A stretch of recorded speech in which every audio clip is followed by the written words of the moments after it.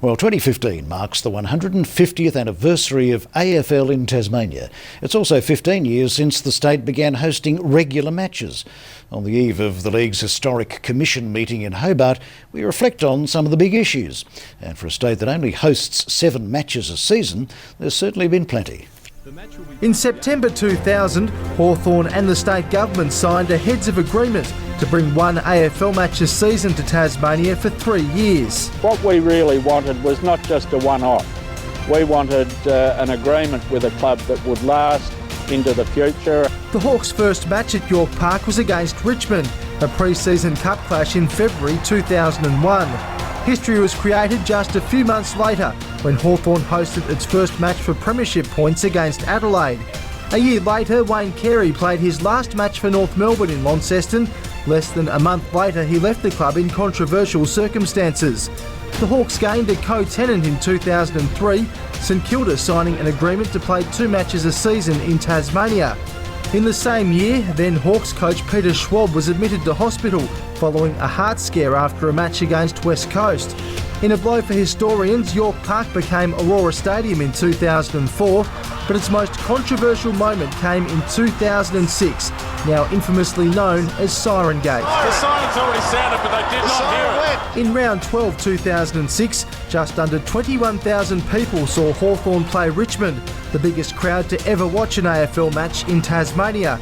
But at the end of that year, the Saints ended their partnership with the state. The relationship with St Kilda hasn't worked the way we would have liked it. It certainly hasn't worked the way that it has with Hawthorn. The loss of the Saints worked wonders for the Hawks, the club signing a controversial $16.4 million sponsorship deal with the state government to play 4 home and away matches a season.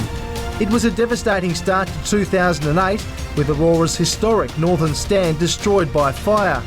Later that year, Mercury newspaper reporter Brett Stubbs was verbally abused by Hawthorn coach Alastair Clarkson. How many times the bloke's not training us to play? I don't know.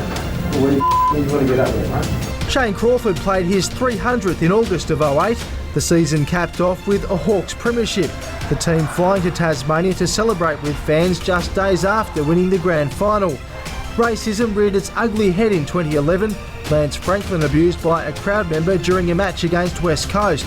The Gold Coast Suns flew to Launceston in their debut season, but due to a mid-air malfunction, the team was diverted to Hobart. It's not ideal, but these things happen, mate. We'll grin and bear it and just get through it. In late 2011, North Melbourne signed an agreement to play 2 matches a season at Blunston Arena.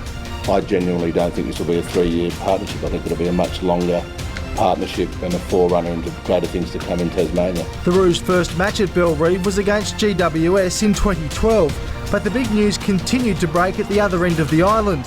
North had front row tickets to the Lance Franklin show in round 10, Buddy booting 13 goals in the Hawks' 115-point win.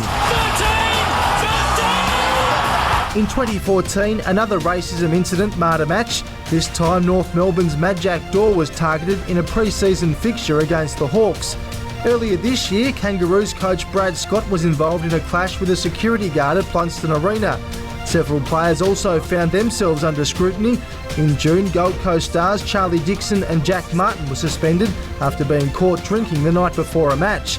And just a month later, photos emerged of Harley Bennell with lines of cocaine, taken in a Launceston hotel room in 2013.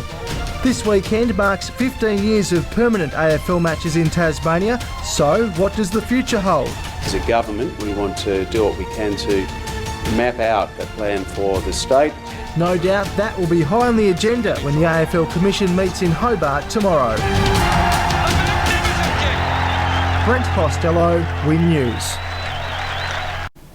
And Brent joins me now. What a fascinating look back 15 years. Great old footage. Yeah, forget what's happened, Pete. Lots happened here in little old Tassie. Absolutely. Well put together. Thanks very much.